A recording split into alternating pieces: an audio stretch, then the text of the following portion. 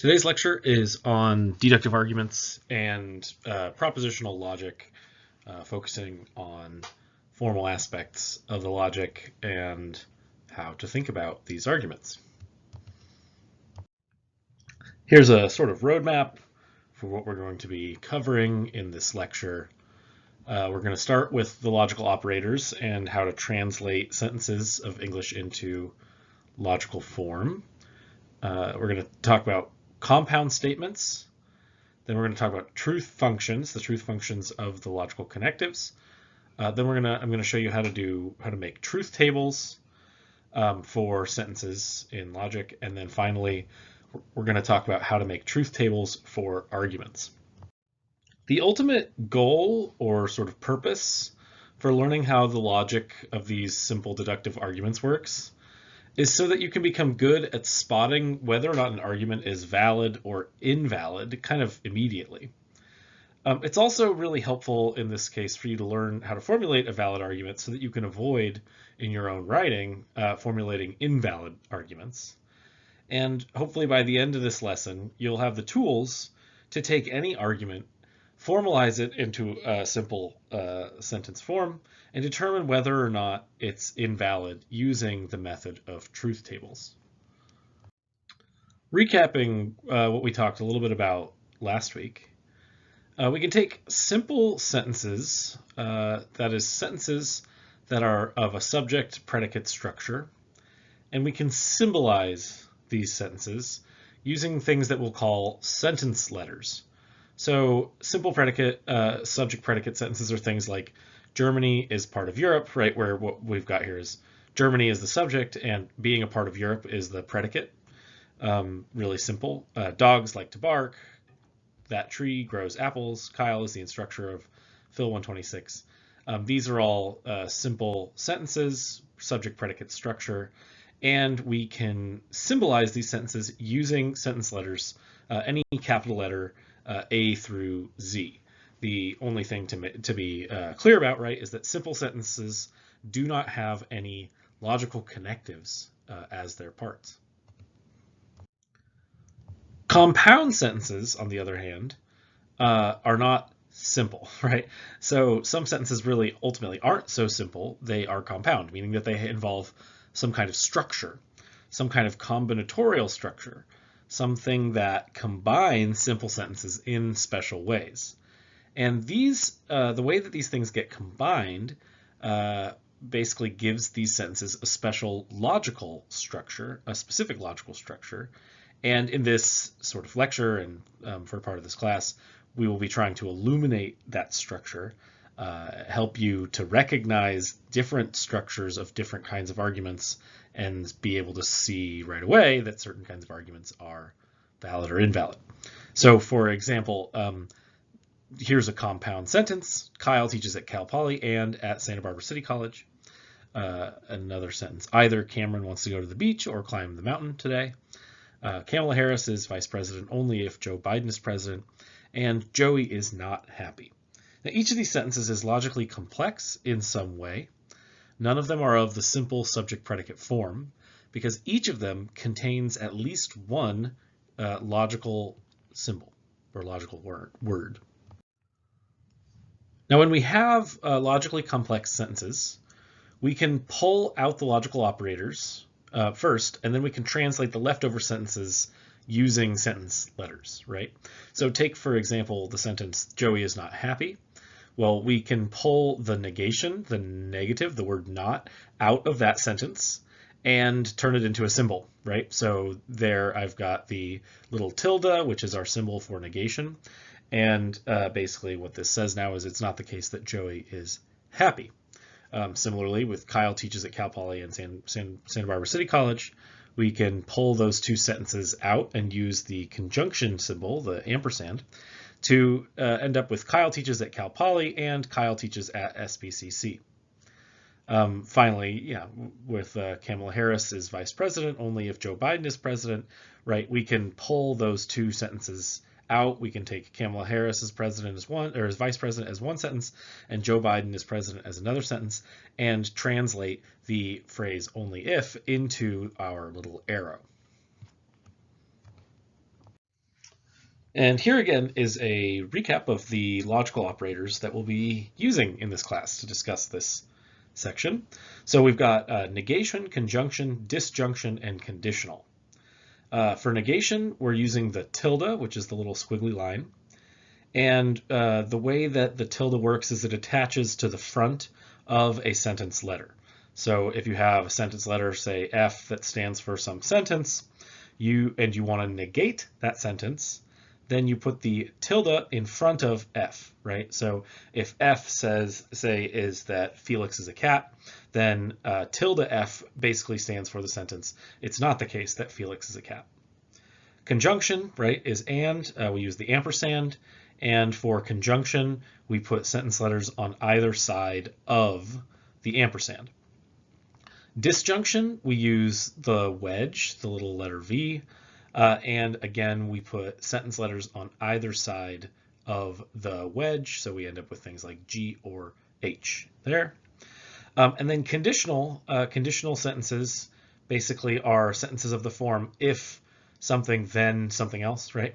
So like if Felix is a cat, then Felix is a mammal. Similarly, sentences with the phrase only if in the middle of them, right? So Kamala Harris is vice president only if Joe Biden is president, right? Those are the kinds of sentences that are of interest here and can be symbolized using the arrow. So here, of course, again, the arrow goes in between two different sentence letters. Just one side note, lots of logical texts use different operating symbols for these logical operators.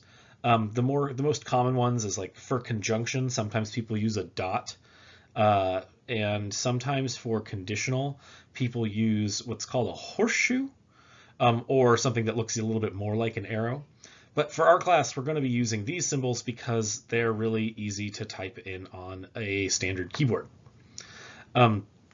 There's also another logical symbol that is often discussed, and I think it's discussed in the text that we are reading for this week, called the biconditional.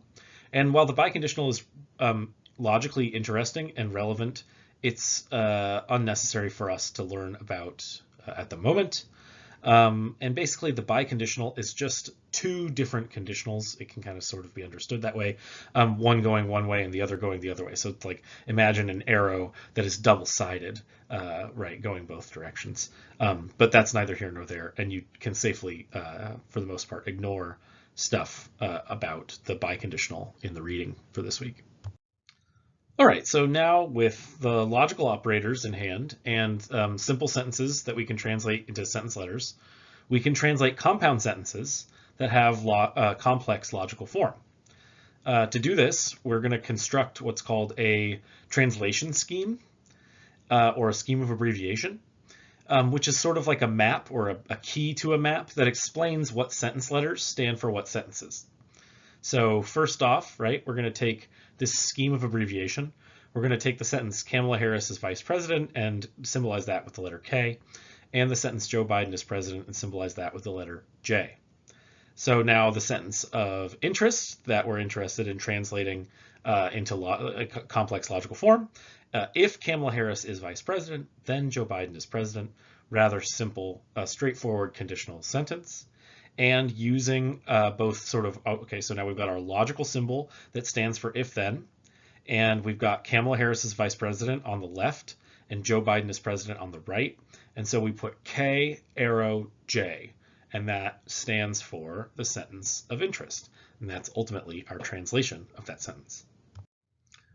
Now we can take the case of negation. So we're going to go through each of the logical operators.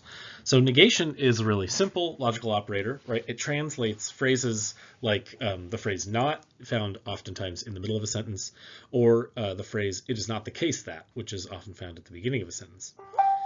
These different kinds of phrases can be translated into our logical symbol, the tilde. And here's a few examples, right? So Joey is not happy can be translated as not H. It is not the case that Donald Trump is president can be translated as not T. And here's an interesting one. So it is not the case that Kyle does not like teaching logic is can be translated as not L. That's an interesting case because basically what's going on here is we've got a double negative. In this statement, it starts off with it's not the case that, and then follows with Kyle does not like teaching logic. So it's not the case that he does not like teaching logic. Well, that would be not. So now we have two negations, and basically these two negations can be stacked like this. You could have three negations, you could have four negations, right? But basically the sentence letter L here is going to be Kyle does like teaching logic, and then not, right, is how this sentence would be translated. Here we can take the case of conjunction. Conjunction translates the phrases both and the word but. Now, the word but in the middle of a sentence, more often than not, means something other than and, but the way that the word but functions logically basically means the same thing, or it has the same logical function as the word and. And if you're not totally convinced by that, you can sort of check. Whenever the word but is used in a sentence, you can sort of see that both parts of the sentence must be true for the entire sentence to be true. So just take it, I guess, as on my word at this point that the word but gets translated as an ampersand. And we won't run into that too often in thinking about these issues in this class. So the symbol is the ampersand. Examples then, so we've got Cameron loves Joey and John. Here can be translated as C and J, right? Where, the first one is Cameron loves Joey and the second one is Cameron loves John. We've got Joey is hungry but poor, right? Two sentences here, Joey is hungry and Joey is poor, combined with the conjunctive symbol. When you've got a conjunction, each of the sides of the ampersand are called the conjuncts. So there's the left conjunct and the right conjunct. Finally, we've got Donald is angry and not impressed. Well, the two sentences here would be Donald is angry and Donald is impressed. And then that would be symbolized as A, right, for Donald is angry, and ampersand, negation for the not here, impressed, right? So Donald is angry, and it is not the case that Donald is impressed, is what that last sentence says. Disjunction now is what we mean when we're talking about the wedge, and this disjunction is the logical sort of form of the word or, also the word unless. It's a little bit confusing, but it actually works in the same way as or, surprisingly. Again, don't worry too much if that sounds weird to you. You can take my word for it. It's something that's sort of mind-blowing until you really, really think hard about it, and it's difficult to do that on the first pass. So the symbol again is the lowercase v. It's called the wedge. And some examples here, right? So River is either annoyed or tired. Well, that can be translated into River is annoyed and the sentence River is tired. And then you can put the wedge in between those two to get River is annoyed or River is tired. Similarly, right, UFOs are real unless there is a big conspiracy. Well, that actually means the same thing as UFOs are real or there is a big conspiracy. So you can basically just put those on either side of the wedge. UFOs are real or there is a big conspiracy, right, for U or C here. And then finally, right, this sort of works as well. Jesus either rose from the dead or he didn't, right? Well, that's just the same sentence. Jesus rose from the dead. And then one of them has a negation in front of it, right? So if we take the word that Jesus rose from the dead and make the letter R stand for it, then we have R, wedge, not R, right? Negation R. So either Jesus rose from the dead or Jesus didn't rise from the dead. Finally, here we're on to my favorite of the logical operators, the conditional. The conditional is rather confusing and difficult to understand in lots of cases, but we're going to work on it a little bit more in depth. And so here's sort of a first primer of it. So the phrases that conditional phrases are the phrase if then and the phrase only if. The phrase if then, the if is followed by some words, right? A simple sentence. And the then is also followed by a simple sentence. When you find only if in English in sentences, it's usually, there are two simple sentences on either side of it. So we just use this one symbol, the little arrow. Different textbooks, again, use different symbols. Some of them use a horseshoe, which basically looks like a backwards C. Some of them use a more serious arrow. It's just for our easy use to use this little sideways V, this little bracket arrow thing, because it's easier to type, right? And I don't want you all like having to search for weird symbols on the internet and stuff to copy and paste. That's just a pain in the butt. When you have a conditional statement, there are two parts to it. The first part is called the antecedent. That's the if part, the part that goes up front. The if part is the antecedent of the conditional. And then the then part, that's the second part, it's the second half of the conditional, that's called the consequent.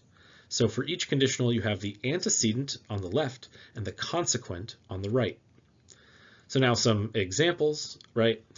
If Joey is hungry, he hasn't eaten enough, right? So now we've got two sentences. Joey is hungry and Joey has eaten enough, right? We'll symbolize that as H and as E. And then we can symbolize that the if-then section, right? So actually, it's even interesting. In this sentence, the then doesn't even show up, but it's ultimately implied, right? If Joey is hungry, then he hasn't eaten enough. But in English, we oftentimes just skip over words that are, they sort of should be there, but they don't show up. So you can sort of see that and take it for what it is. But this is the proper way of translating a sentence like this. If Joey is hungry, then he hasn't eaten enough is H arrow negation E, where negation, right, goes for the not. It's not the case that he's eaten enough. More simple one, right? Kamala is vice president only if Joe Biden is president. That one's super obvious and straightforward. You just translate the only if as an arrow and stick it right there in between the K and the J. And then finally, right, if Felix is a cat, then Felix is a mammal, right? So Felix is a cat is the letter C, and Felix is a mammal is the letter M, and the arrow goes right in between as well. All right. Now that we know how to translate some simple sentences and some logically kind of more complex ones with one operator, we can begin to translate sentences with more than one operator. So take this example sentence. If Joe is not president and Kamala is not vice president, then either Donald Trump is president or the United States has been destroyed, right? Well, now we can, symbolize each of those sentences, right? So what we would do is we'll take Joe is president as J. We'll take Kamala is vice president as K. Then we'll take Donald is president as D. And we'll take the United States has been destroyed as U. Great. Well, now we're going to string those together and put all of the logical connectives in there, right? So the first part of the sentence says is if, right? So we've got this big if-then sentence here. So that is we need to basically like in between the if, basically where the then part comes in. That's usually where the arrow is going to go.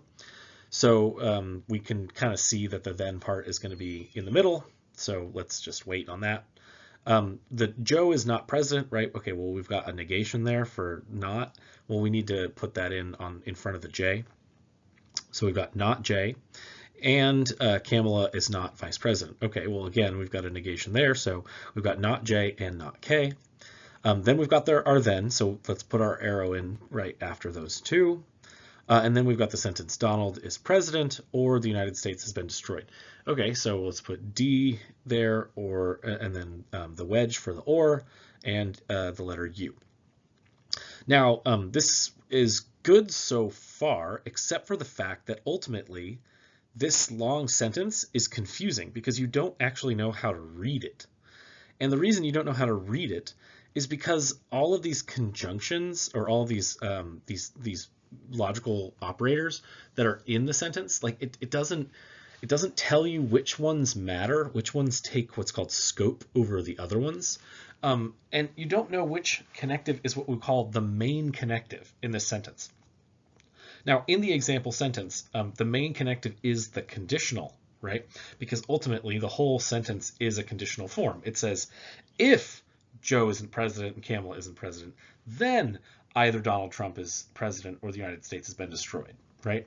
And that's pretty obvious from the context of the sentence, like the way that the sentence itself is set up, but it's not obvious when it comes to the symbolization. When we've symbolized the sentence, it becomes less obvious what sort of part of the sentence takes precedent over the others. So we introduce parentheses in the same way that you do in sort of math to kind of make it clearer which part of the sentences like go together and which part of the sentence sort of is the biggest part, which part takes the most is the most important, right? So in this case, because not J and not K go together, right? Joe is not president and Kamala is not vice president. We are going to put parentheses around those two, and then also D or U, right? That's the second half of the statement, the whole sentence, and so we're going to put parentheses around those. Now, we use these parentheses to capture what's called the scope of logical operators. So just like in math, right, when you have to use parentheses in order to sort of know what to do first, right? It's the, what is it called? PEMDAS. Parentheses tells you what to do first, right? So in this math equation, right, 5 minus 3 divided by 6 plus 9, you would do the division first if it weren't for the parentheses, right? And that would be, it would make things much more complicated in certain ways. Instead, what you do here is you do the 5 minus 3 first, and then you do the 6 plus 9, and then you'd have, 2 over 15, right? The parentheses tell you what to treat together first and what to treat later. And this is going to matter when we get to the rules, to truth tables. But for now, ultimately, it's helpful to just have more examples. So take this example, this statement: if UFOs are real, then the government is involved in a cover-up, or aliens are really good at hiding, or we are living in a simulation created by aliens, right? So now, taking this long sentence, we can turn it into each of the sections into a sentence letter using the scheme of abbreviation, right? So we've got U for UFOs are real, G for the government is involved in a cover-up, A for aliens are good at hiding, and S for we live in a simulation. And then we can sort of see how all of this is going to go, right? So the sentence, the way that the sentence is set up, the original sentence, it says, if UFOs are real, then, right? And then the whole rest of it, right, is basically just a bunch of disjunctions. It's like, well, either UFOs are real, or, right, okay, if UFOs are real, then like the government is involved in a cover-up, or aliens are really good at hiding, or we are living in a simulation created by aliens. So it's like this whole second half of the statement is just a bunch of different options. So we know, given the way that the sentence is structured, that the conditional is the sort of main operator in the sentence. But we still need to sort of pair off some of the other parts of the sentence, right?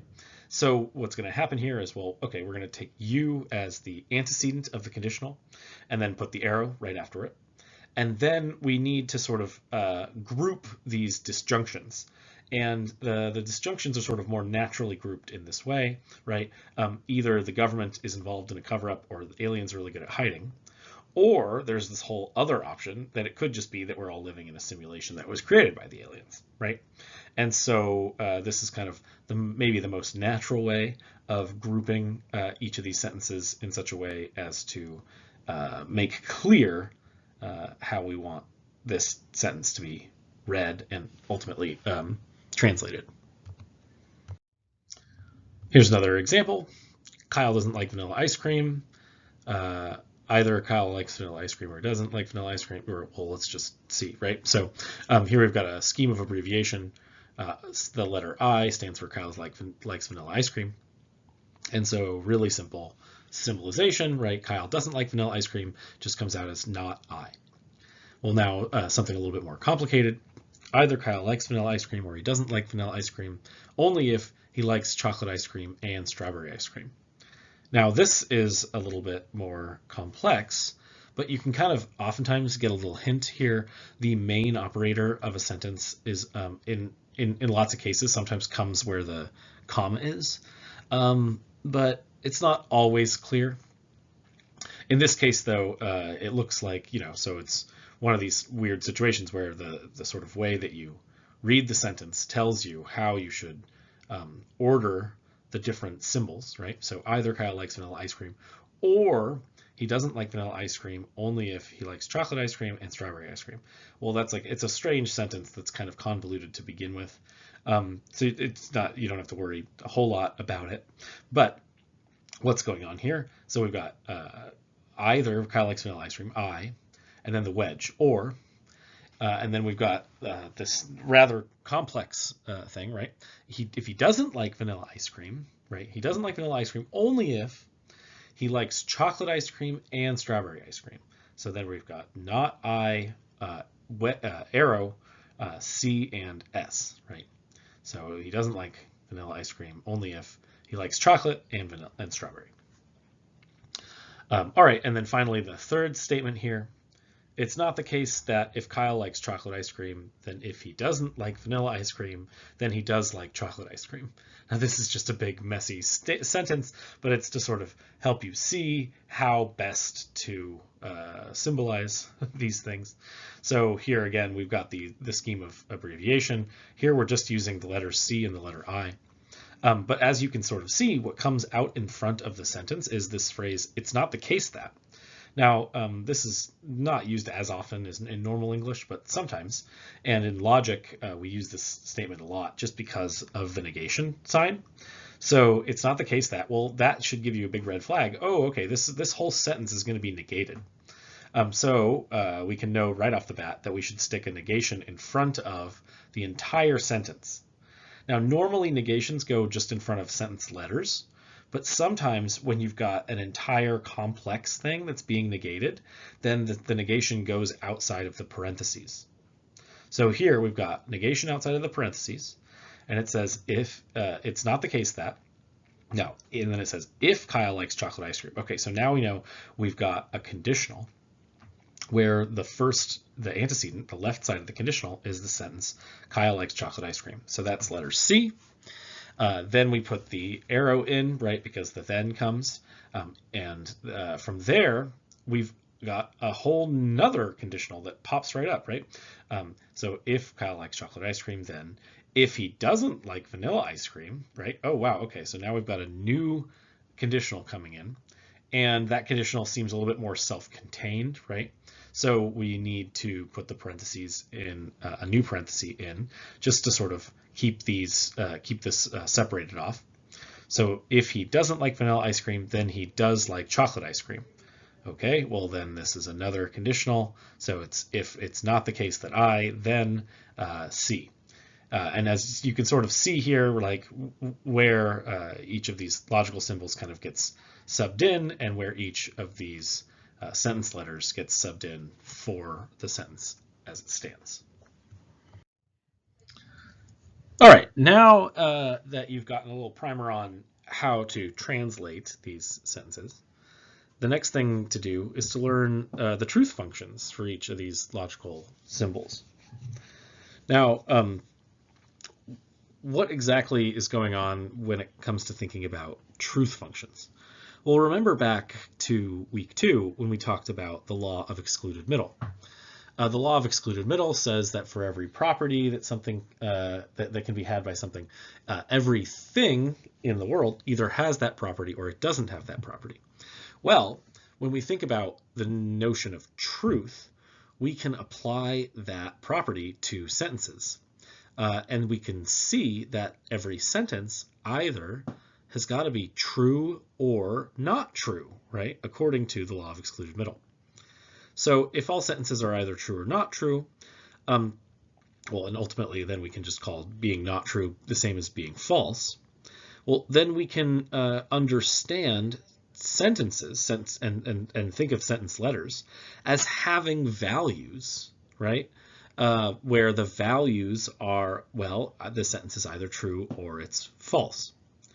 And then using this information, right, if we know that a sentence is true or a sentence is false, then we can sort of compute or calculate the truth value of a more logically complex sentence, right? It's kind of similar to thinking about like you doing math where you've got variables, and the variable like x or y, you don't really know what the number is, right? But once you do know the number that the variable stands for, then you can all of a sudden do the computation, right? You can all of a sudden do the calculation. Well, the same thing is going to go here, right? So take this complex sentence. So it's C arrow B ampersand G. Well, what's that say? It says if C, then B and G. Now, if we've got that statement, and that doesn't, we don't know if this sentence as it stands is true yet or false. But if we have the truth values of each of the individual sentences, right, C, B, and G, then we'll ultimately be able to calculate the truth value of the entire sentence as it stands. And so what I've got here is just a little diagram, right? If we assume that the sentence letter C is true, that the sentence B is false, and that the sentence G is false, well, then this is what's going to happen, right? C is true, B and G are both false. Well, if B and G are both false, right, we start off inside the parentheses. Well, if B and G are both false, well, a conjunction where we've got two false sentences is also going to be false. We'll talk about this in a moment. And then in this case where C is true, but both B and G are false, then the way that the truth value, the truth condition, the truth function ultimately of the conditional statement here is also going to be false. If that went over your head, that's fine. We're about to jump right into it. All right, so truth functions basically work like this. Each connective has its own truth function. So this is just like the basic symbols that you have in math, right? You're learning a new symbol, a new way to manipulate symbols, a new way to think about these things, a new function. So just like plus, right? So plus has this function where if you add two numbers, right? If you put two numbers on each side of plus, then you end up with a resulting value, right? So you put the number 2 on the left side and the number 3 on the right side of the plus sign. Well, what's the ultimate, what's the value that you end up with? Well, you end up with 5, right? Now, the same thing goes with sentence letters and the logical operator symbols that we're using, and truth values. And the easiest one here is negation. Now, what exactly is going on in this little diagram? Well, on the left, we just have the sentence letter A, right? And the sentence letter A could be either true or false. So in the first column, that's the up and down, we have A, and then right below A, we have true and then false. So those are those two rows, right? The first row is and what we can think of is we can think of each row as a different scenario, like a different possible way that the world could be. So, take take the sentence A. Let's say that the sentence A stands for the sentence in English that it's raining. Well, in some scenarios, A is true, right? And in some scenarios, A is false. And now what we want to do here, and the way that we're thinking about this is, well, okay, we want to take all of the possible situations that A could be in, right? Like it could be a situation in which it's raining, and it could be a situation in which it's not raining. Great. So we're just trying to diagram all of the possible situations here. And then now we move next to A, and we have the symbol not A, right? Tilde A, which just means the negation of A. Now, what does that statement say? Well, if the sentence A basically just says it's raining, then the sentence not A basically just says it's not raining. And now we can sort of begin to see, right? Well, in the situation in which A is true, well, not A is going to be false, right? If it is raining, then it's not the case that it's not raining. And similarly, in the opposite case, right? If it's not raining, then it's true that it's not raining, right? If A is false, then not A is going to be true. And in this case, basically what I've just kind of been going over is this is the really simplest case of a truth function. So what's going on here is when you add the negation to a sentence, well, if that sentence is true, then the thing that sort of pops out, right, the resultant truth value is going to be false. And if the sentence is false, well, then the resultant sentence is going to be true. So that's sort of the straightforward way of trying to understand what's going on with negation. Whenever you have a negated sentence, you simply flip the truth value from one side to the other. Now take the case of conjunction. The truth function for conjunction is pretty straightforward. Any statement that is a conjunction, right, A and B here, is going to be true only in cases in which both A is true and B is true, right? I mean, that's basically just saying A and B. But we want to do the same thing that we did previously. So basically what's going on here is on in the left two columns, the column under A and the column under B, we have all of the possible scenarios that the world could be in, regardless of what the letters A and B mean, right? Regardless of what sentences A stands for and what sentence B stands for. Right, there's going to be one scenario in which the sentence A is true and the sentence B is true. That's row 1. There's going to be one situation in the world in which sentence A is true and sentence B is false. That's row 2. There's going to be one possible situation in the world in which A is false and B is true. That's row 3. And finally, there's a situation in which both A is true, or A is false and B is false, right? That's row 4. Basically, so now what we have here is all of the possible situations that the world could be in with respect to the truth values of sentence letter A and sentence letter B. And now we can compute the resultant truth function for sentence of the form A and B, right? Sentence of the form A and B is going to be true just in cases where the sentence A is true and the sentence B is true.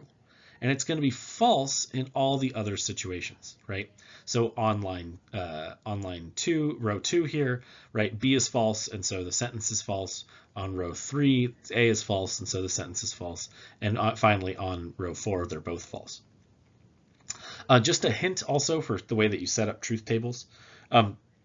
On the left-hand side of a truth table, you always kind of go, you do half true and then half false kind of to start, and then you move down, and sort of the last part of the truth table is going to be alternating, and we'll go over that again momentarily. All right, the truth function for disjunction, or the word or, is true just in case one of the disjuncts are true, right? And in a disjunctive sentence, a sentence with the wedge in it, each of the sides are called the disjuncts, right? So the left side is the left disjunct and the right side is the right disjunct. And once again, just going through this again, here in the table, we have all of the possible truth value pairings, right? Under the different possible scenarios that the world might be in. Right? It could be that A is true and B is true. It could be that A is true and B is false. It could be that A is false and B is true. Or it could be that A is false and B is false. Those are all the possible scenarios regarding the truth value of these sentences, right? And so now we can compute the truth function of the sentence A or B. And the way that that works is basically like this, right? In a sentence, like take any sentence that's an or sentence, right? So, and just think about it. If you've got an or then only one part of the sentence really has to be true for the entire sentence to be true, right? Like take this really crazy sentence, right? Pigs can fly or Donald Trump is, or no, like pigs can fly or Joe Biden is president. Great, okay, that's going to be true. It's a weird sentence, but it's true because Joe Biden is president. So here, that's how it goes here, right? Anytime one of the disjuncts is true, then the entire disjunction is true, right? The only time in which the disjunction is false is when both of the disjuncts are false. Finally, we have the truth function of the conditional. And the conditional is a little bit more tricky, and you got to pay a little bit more attention to the actual truth function here. A conditional statement is true just in case either the antecedent is false or the consequent is true. And remember, the antecedent is the first half of the conditional, the left-hand side, and the consequent is the right-hand side, the second half of the conditional. Another way of thinking about it is the antecedent is the if part and the consequent is the then part. And the only case in a conditional statement in which the statement will turn out to be false is going to be the case in which the antecedent is true, that's the first part, and the consequent is false, that's the second part. Now this is a little bit confusing because sometimes the antecedent is false, and ultimately that will make weird statements turn out to be true. This is what's called trivial truth. But you don't have to worry too much about that at the moment. We'll talk about that another time. At this point, just trust me that this is how the truth function for what is called the material conditional works. And the conditional statements that we're going to be focusing on are just this form of conditional. Here is a helpful list of all of the truth functions that we will be using in this class.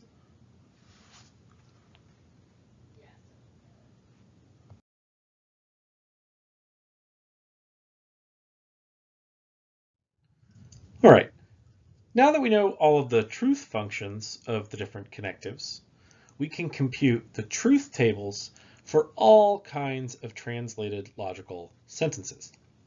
Now, the way that this is going to work is through this multi-step process. Take any well-formed logical sentence and place it in the last column of a truth table. Then put each of the simple sentences from that logical sentence to the left of the logical sentence, sort of by themselves. The number of sentence letters that is in the sentence that you're interested in, the well-formed sentence, is going to determine how many rows the truth table is going to need. And the formula here is 2 to the n rows, where n equals the number of sentence letters, right? So if there's only 2 sentence letters in the sentence that you're concerned with, then you're going to need 4 rows in the truth table. If there's 3 sentence letters, you'll need 8 rows. If there's 4 sentence letters, you'll need 16 rows. And it goes up. We're going to try and stick to 3 sentence letters at the most, because anything beyond that just starts to get out of hand. So now for each sentence letter, what you're going to do is assign truth or falsehood to it on each sort of row, so that every possible scenario has been accounted for.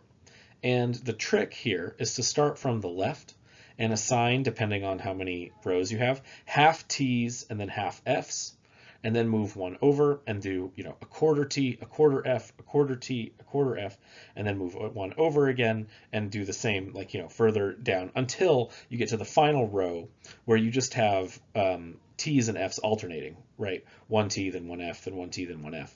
If we're sticking to 3 sentences in this case, then you'll never have more than 8 rows. And so basically what'll happen is on the left-hand row, you'll have 4 T's, 4 F's, then you'll have two T's, two F's, two T's, two F's, right? And then on the final one, you'll have TF, TF, TF, TF all the way down. Finally, using the table now that you've partially filled out, you can compute the original logical sentence by translating over all the relevant T's and F's, and then using the truth functions that you now know to determine what the ultimate, what ultimately the sentence, what the sentence's truth value ultimately is. So here is a really simple example. Take the sentence, it's not the case that A or B. Well, what are we going to do now? Well, okay, that's just two sentence letters, A and B. So we're going to make a really simple table here with 4 rows. And we put A down and then we put B down. And under A, we're going to write out T 2 times and then F 2 times. And under B, we're going to do alternating TF, TF. All right, now knowing that, we can translate over the trues and falses to our sentence that we're interested in, our example sentence. And we can see that example sentence is complicated. Now, where we're going to start is inside the parentheses. Just like in math, you always start inside the parentheses to try and figure out what you should be doing first. And so first we need to figure out the truth value of the sentence A or B. And if you go back and check the truth function for what's called disjunction, right? The sentence A or B is going to be true just in case A is true or B is true, right? Just in case one of the disjuncts is true. Well, now looking at our table here, A is true or B is true in the first 3 rows. And only on the 4th row is A false and B false. So we can just sort of write that down on our final column here, right? So A or B is true in the first one, A or B is true in the second, A or B is true in the third, and A or B is false in the final one. And then now we know that we have to like the sort of next step is to do the truth function using negation. And so now we know in each of these scenarios where A or B is true, if we're going to negate it, we're just going to flip the truth value, right? So where in the first row A or B is true, so not A or B is false. Same in the second row, same in the third row, and then finally in the 4th row where A or B is false, we know that not A or B is true. And that's basically it. That's how you calculate the truth values, the possible truth values for this sentence. It's not the case that A or B. Now let's try a more complicated example. So here what we've got, first let me read the sentence for you. The sentence that we're trying to compute is if it's not the case that K, then N or M and N. Now how are we going to compute this sentence? Well, the first thing that we do is we write out the letter K, the letter M, and the letter N on the left-hand side of the truth table, and then our sentence that we want to compute on the right-hand side here. And then we need to write out every possible truth table combination, every possible combination of truth values that the sentence letters could possibly have. And the way to do that, again, is to start on the left and do half T's and half F's, and then go to the middle and do 2 T's, 2 F's, 2 T's, and 2 F's. And then finally, for N here, sort of on the right of these 3, we go alternating TF, TF, TF, TF, TF. Now, given that setup, that's the beginning, that's just the beginning of this, we now have on each row all of the possibilities of truth and falsity for these sentences, right? We have every possible scenario. We have the scenario in which k, m, and n are all true. We have the scenario in which they're all false. We have the scenario in which, k is true, m is false, and n is false. We have we have all of those possible scenarios covered. And so now we can, basically figure out whether or not the final sentence is going to be true or false depending on any of the scenarios given so far.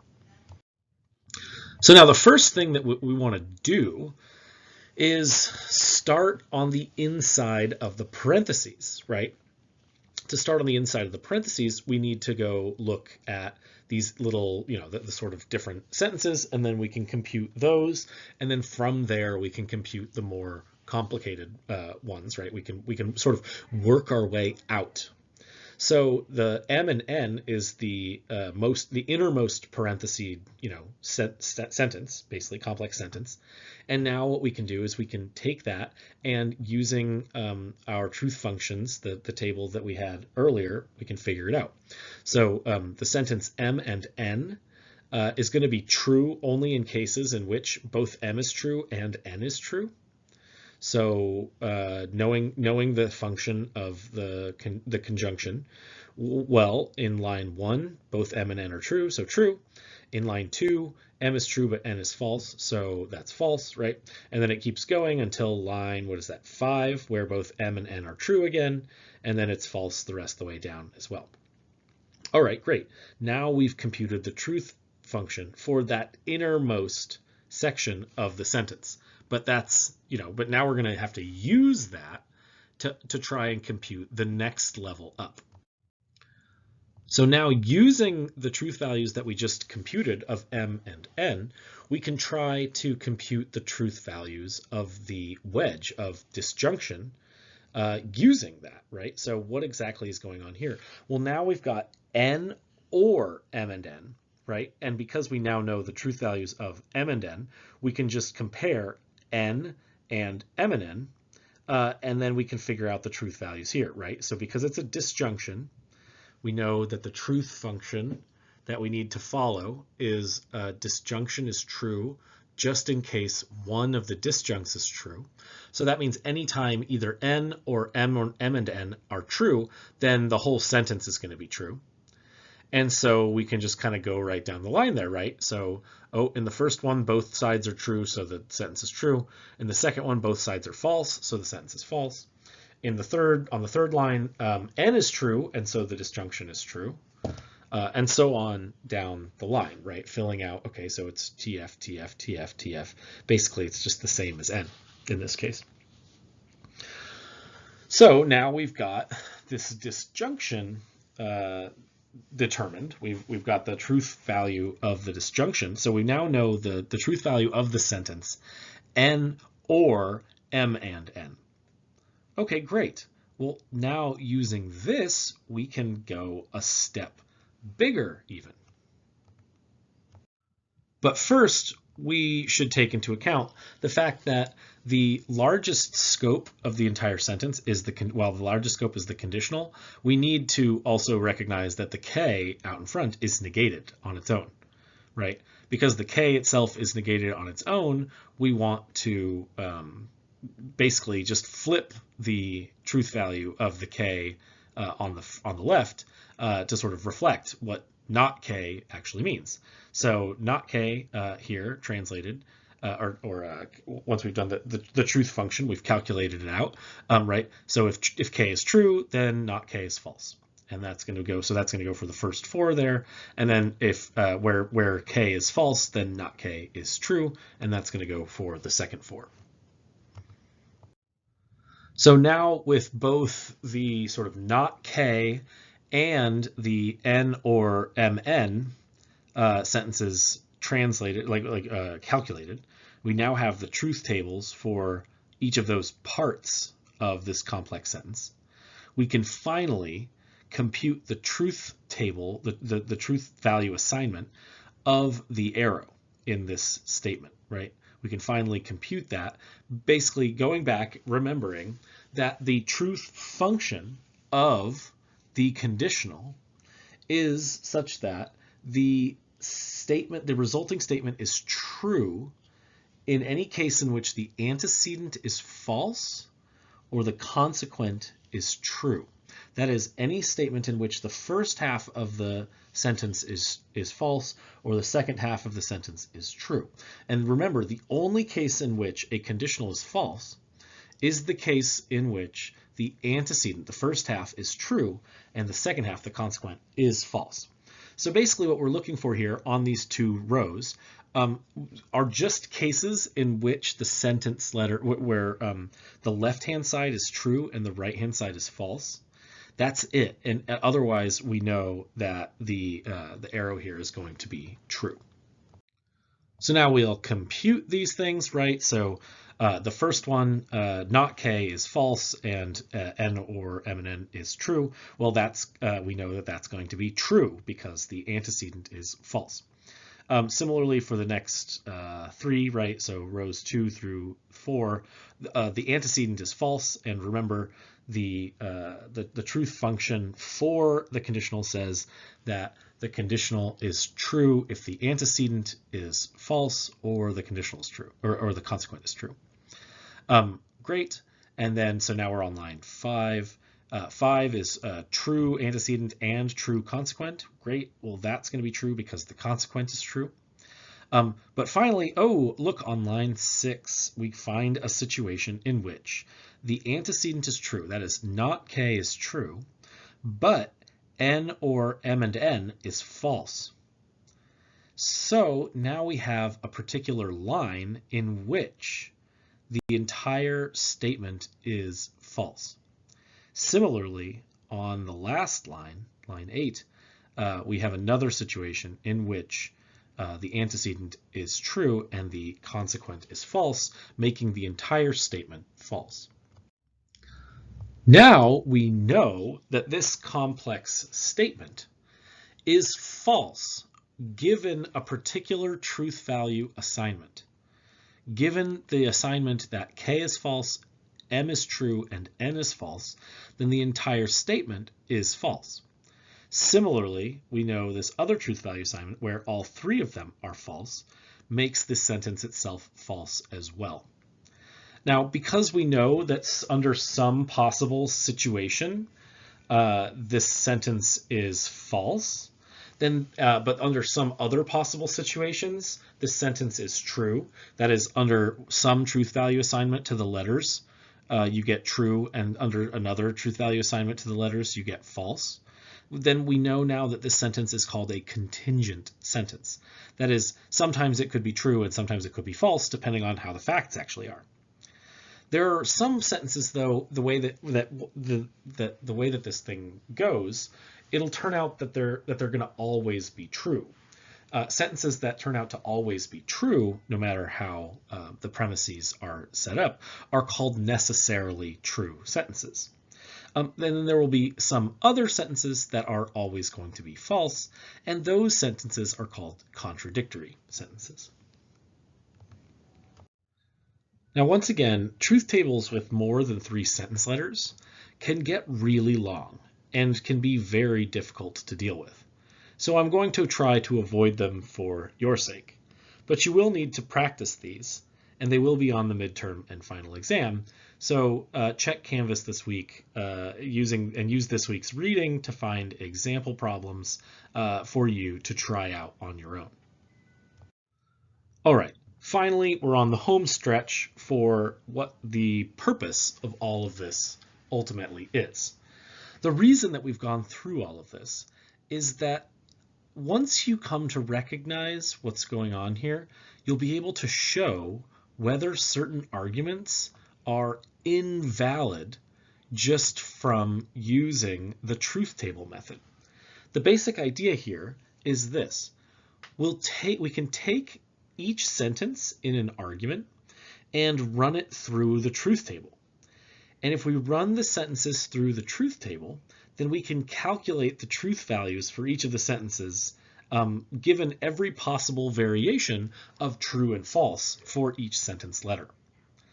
Once we've done that, we can determine if there are any scenarios that is, situations where the T's and F's are thus and so for each sentence letter, we can determine whether or not there are any scenarios, any rows of the truth table, where all of the premises of the argument are true, but the conclusion of the argument is false.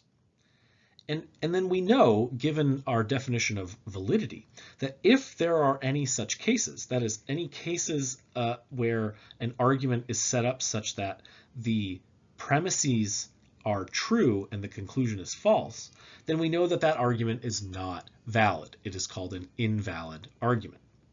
And that's ultimately what we're looking for. We're looking for situations in which it's possible for the premises to be true and yet the conclusion to be false. If we can find any of those, then we know we have an invalid argument. Let's start with a really simple argument. This argument is actually valid. This is a classic style of argument called modus tollens, which we'll be covering soon. But this is basically how you fill out the truth table for an argument. First, you're going to take look at the argument and determine the sentence letters that you need. So we've got not Q, if P then Q, and the conclusion there is not P. Well, okay, that means that we need the sentence letter Q and we need the sentence letter P. So P here on the left, right, we've got true, true, false, false. And then Q here afterwards, we've got true, false, true, false. All right. Well, now we can start looking at the premises, right? The first premise is not Q. Well, computing that truth value is rather simple, right? Not Q, we just flip the truth values of Q, right? So we've got false, true, false, true. Then we can go over to premise 2, which says if P then Q. And in if P then Q, right, we're going to be computing the truth value using the truth function of the conditional. And the truth function of the conditional, remember, it's always true unless the antecedent, the first part, is true and the consequent, the second part, is false. And as it turns out, the only situation in which P is true and Q is false is line 2. So every other line, right, either P is false or Q is true. So line 2 is the only one that turns out to be false. So we have true, false, true, true. And then finally, the conclusion, not P, we have, we've just basically flipped the truth values from the first line of P. So we just end up with false, false, true, true. Now, basically, once you've finished filling out the truth table here, what you are finally now looking for in order to try and determine whether or not the argument is invalid is to try and see if there's any situation in which the premises are true and the conclusion is false. And this is actually rather easy to do here in this case, because there's only one line in which all of the premises are true. And that line is the last one, right? So the idea here is like you can ignore safely just the P by itself and just the Q by itself, because you're just looking for the premises, right? So the premises here are not Q and if P then Q, and the conclusion is not P. And so now you're looking to see if there are any lines where not Q is true and if P then Q is true. Okay, and that's only the bottom line. And then you're trying to see if not P is false on any lines where the premises are true. And because it's only the bottom line that matters, well, look, it's true. So so in this case, given the way that it's set up, we've given all of the possibilities given for the truth values of P and Q. And given all of the possibilities for the truth values of P and Q, there are no situations in which the premises of the argument are true and the conclusion is false. That's just how it works, and that ultimately helps solidify that this argument is valid, basically just by showing us that it's not an invalid argument. Again, let me reiterate, in this case, there are no rows of the truth table where the premises are true and the conclusion is false. And that's ultimately what makes this a valid argument. Now let's take an example of an invalid argument. So the argument here is, so basically we've just got two premises and a conclusion. The first premise says P or R. The second premise says if not P, then not R. And the conclusion is just R. Now, again, what are we looking for? We're looking for a scenario in which the premises are true and the conclusion is false. If we can find such a scenario, then we can know that we've got an invalid argument. So what are we going to do? Okay, let's set this up, right? So we've got our truth table here where we've just got the letters P and R. So P, so it's just only a four-line truth table. P is true, so we've got true, false, false. R, we've got true, false, true, false. Great. Now we can compute premise one. In premise one, we know it's P or R.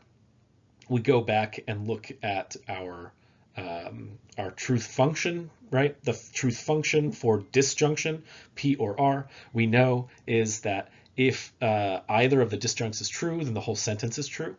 So basically, anytime P is true or R is true in this case, the whole sentence is going to come out true. Well, as that turns out, it's going to be true in every situation except for the final one, right? So that's the only case in which the sentence P or R is false, because both P is false and R is false. Okay, great. Now let's look at premise two. This is a little bit more complicated. Premise two has two negations in it, right? And so we need to figure those out first. Well, luckily that just means flipping the truth value for each one. So for not P, we just flip the truth value for P. So we've got false, false, true, true.